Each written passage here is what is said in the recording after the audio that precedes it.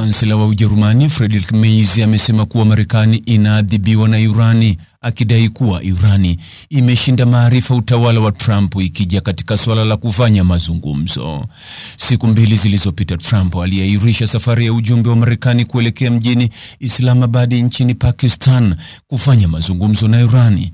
Duru ya kwanza ya mazungumzo hayo yaliongozwa na naibu wa rais wa Marekani JD Vance yaliambulia patupu. Merz amesema upande wa Trump ndio unaochezewa.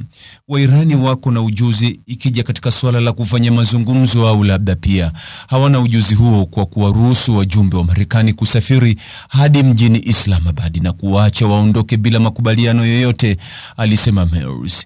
Taifa zima linadhalilishwa na uongozi wa Irani, haswa na viongozi wa jeshi la mapinduzi. Natumai hili litaisha hivi karibuni.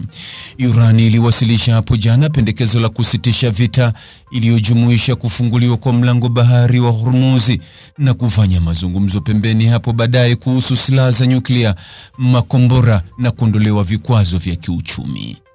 Mtazamaji, ni yapi maoni yako kuhusiana na taarifa hii? Andika maoni yako katika sehemu ya ujumbe hapo chini.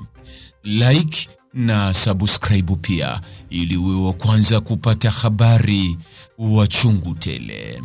Hii ni Focus News. Jina langu ni Deo Kajima Komba.